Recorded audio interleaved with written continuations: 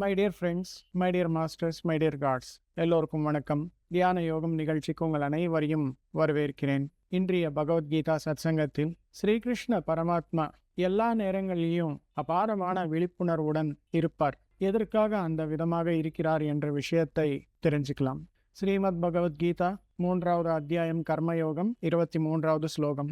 யதி ஹ்யஹம் ந வர்த்தேயம் ஜாது கர்மண்யதம் த்ரிதஹ மம வர்த்மானுவர்த்தந்தே மனுஷ்யாஹ பார்த்த சர்வசஹ. யதி ஹ்யஹம் ந வர்த்தேயம் ஜாது கர்மண்யதம் த்ரிதஹ மம வர்த்மானுவர்த்தந்தே மனுஷ்யாஹ பார்த்த சர்வசஹ. மை டியர் ஃப்ரெண்ட்ஸ், இந்த ஸ்லோகத்தில் ஸ்ரீகிருஷ்ணர் அர்ஜுனருக்கு சொல்கிறார், நான் எப்பவுமே விழிப்புணர்வுடன் இருப்பேன். நான் விழிப்புணர்வுடன் இல்லை என்றால், அதாவது நான் விழிப்புணர்வுடன் இல்லை என்றால் அனைவரும் அந்த விதமான விழிப்புணர்வு இல்லாத ஒரு நிலையிலேயே இருப்பார். அதற்காகவே நான் ஒவ்வொரு நொடியும் ஒவ்வொரு நாளும் விழிப்புணர்வுடன் இருப்பேன். நான் எந்த செயல் செய்தாலும் சரியான முறையில் செய்வேன்.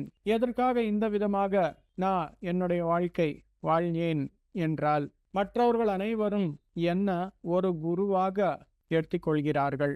அதற்காக நான் சரியான முறையிலேயே என்னுடைய வாழ்க்கையை வாழணும் என்று முடிவெடுத்திருக்கிறேன் என சொல்கின்றனர். மற்றவர்களுக்கு ஒரு குருவாக வழிகாட்டியாக இருக்கணும் என்றால் அது சர்வசாதாரணமான விஷயம் கிடையாது. ஸ்ரீகிருஷ்ணர் எல்லாருக்குமே ஒரு குருவாக இருக்கணும் என்று விருப்பப்படுகிறார். அதற்காகவே எல்லா நேரங்களிலும் விழிப்புணர்வுடன் சரியான முறையில் வாழ்க்கையை வாழ்கிறார். நமக்கு எப்படி வேணுமோ அப்படி வாழ்க்கையை வாழணும் என்றால் குருவாக நான் இருக்கணும் என்ற முடிவுக்கு வரக்கூடாது. எதற்காக என்றால், சரியான முறையில் வாழ்க்கையை வாழும்போது எல்லா நேரங்களிலும் விழிப்புணர்வுடன் யாரெல்லாம் இருப்பார்களோ அவர்தான் உயர்ந்த மனிதர்கள் என சொல்லப்படுகிறது. உலகம் சரியாக இல்லை என்றால் அதற்கு காரணம் உயர்ந்த நிலையில் யாரெல்லாம் இருப்பார்களோ அவர் விழிப்புணர்வில் இல்லை என்றால் உலகம் எல்லாமே சரியான முறையில் வாழ்க்கையை வாழ மாட்டார்.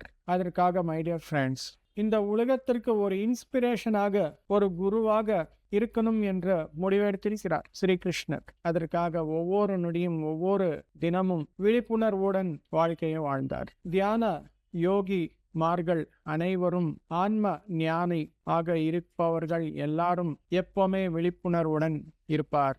செய்யும் கர்மாக்கள் அனைத்தும் சரியாக இருக்கும். பேசும் வார்த்தைகள் அனைத்தும் சரியாக இருக்கும்.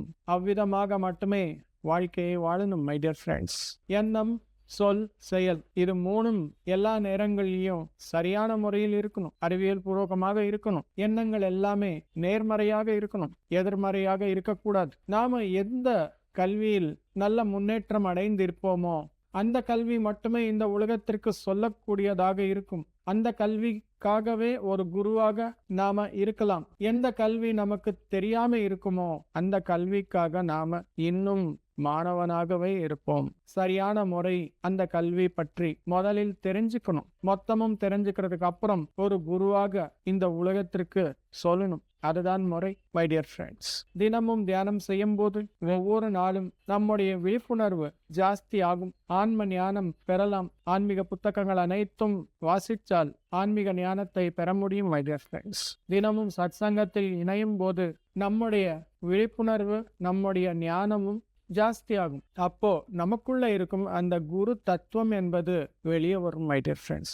இந்த உலகத்திற்கு ஒரு குருவாக இருக்க முடியும். இதற்கு மூலம், இதற்கு பேஸ் என்ன அப்படின்னா தியானம், புத்தகங்களை வாசிப்புதல் மற்றும் சத்சங்கம் மட்டுமே மை டியர் ஃப்ரெண்ட்ஸ்.